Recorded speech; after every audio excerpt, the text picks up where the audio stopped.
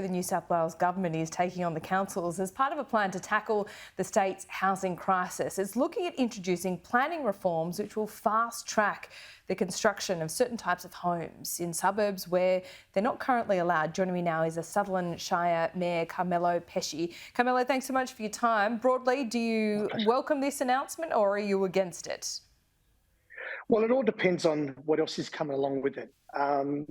In the Southern Shire, a lot of the stuff that the ministers decide to do or the premiers decide to do is permissible around our transport hubs. But you need to deliver the infrastructure of transport and open space as well. If you're going to cramp people into units, they have no backyard anymore. And we need to deliver open space so then they can get mental health for starters anyway. Well, sure, but this all goes down to the planning system, what a mess it is in and around Sydney at the moment. The Sutherland Shire included in this. The Daily Telegraph published in its paper just last week that in October, your council was taking, almost 300 days to approve DAs. Why? I think that relies on the red tape.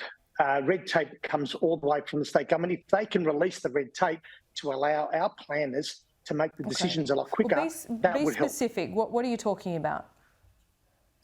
Well, there's a lot of restrictions where our planners have different controls that they've got to tick boxes. It's about allowing them not to make sure that, certain things don't fit all in one box, and to allow common sense and to allow the government to give our planners to release that red tape to allow them to make decisions a lot quicker would be easier.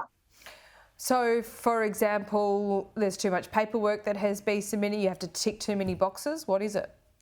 Yeah, it's about ticking too many boxes. Sometimes what are some of those that you would remove and you think would be easily removed? I just think they get bottled down to the detail, and sometimes, as long as the setbacks and the FSR and all the landscaping ticks the boxes, it should be able to go straight through. Unfortunately, councils don't have that control anymore. And if councils were allowed to maybe have that control back, we could probably release some of that approvals. Well, the state government's talking about actually taking that that power back off you. So, if there is a pretty straightforward DA submission, if you haven't approved it in 30 days and it ticks all the boxes, to continue on with that metaphor or that example, well, the state government will just automatically approve it if you haven't done it. What's wrong with that? Well, if that's fine, if that's what the state government want to do, that's fine. If they've got a housing crisis at the moment, it's not just about ticking the box either. It's about delivering that infrastructure and the open space.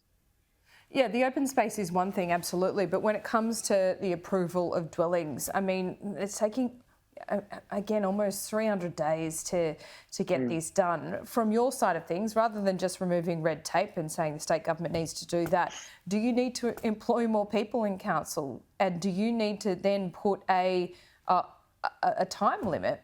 Would you put a time limit on what it would take to get DAs approved if they're pretty straightforward?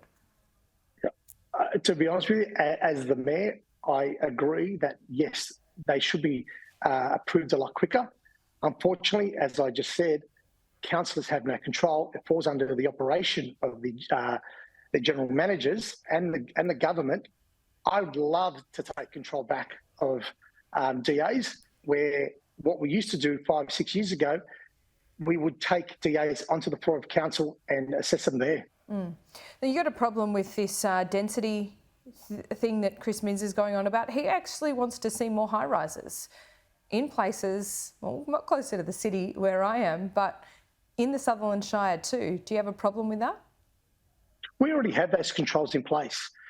We allow in the Southern Shire, we allow high-rises around within 700 metres of a train station. We have that already in play. But again, you need to deliver the infrastructure of transport. Yeah. When you're cutting services to the area, how are you going to move people around? And what are you talking about there, Carmelo? Are you talking about buses and trains or better roads? And if you could give me more, yeah, okay. So are you talking about better facilities at existing stations, or you want to see more trains to different areas? Well, you need more trains, and you need them to be travelling at a quicker time frame instead of spread out through. You probably need trains travelling as you would travel to the city every 5 to 10 minutes.